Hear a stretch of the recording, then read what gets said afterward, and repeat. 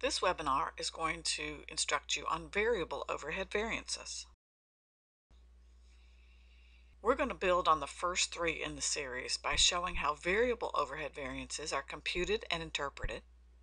We're going to guide you through the interpretation, including the influence of the cost driver used, which is a brand new concept, cost driver used, in establishing the standard for variable overhead. So we're going to talk about what is the cost driver, why do we need it? We're going to compute the two variable overhead variances, interpret them, and then give you some examples for practice. So what's in variable overhead anyway?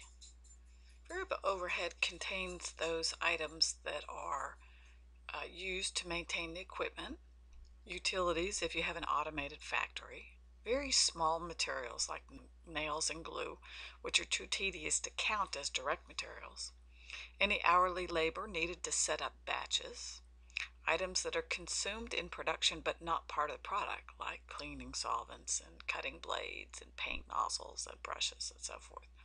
So variable overhead is expected to get bigger when activity goes up and get smaller when activity goes down. Overhead that doesn't move when activity moves is fixed overhead.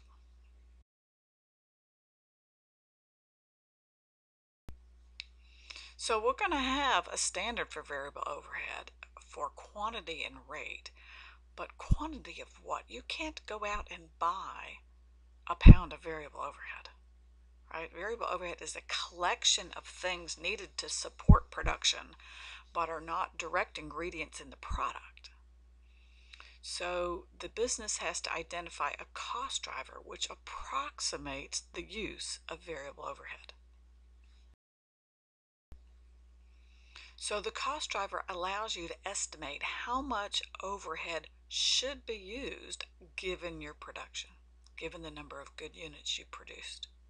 So let's say this. Let's just imagine that you expect to make 3,000 units, but turns out you made more.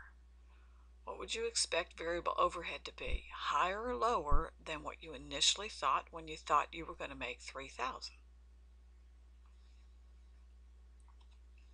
That's right. You would expect to use more cutting blades, more paint nozzles, more hourly workers to set up batches and so forth, right? Activity is up and your activity driver is up.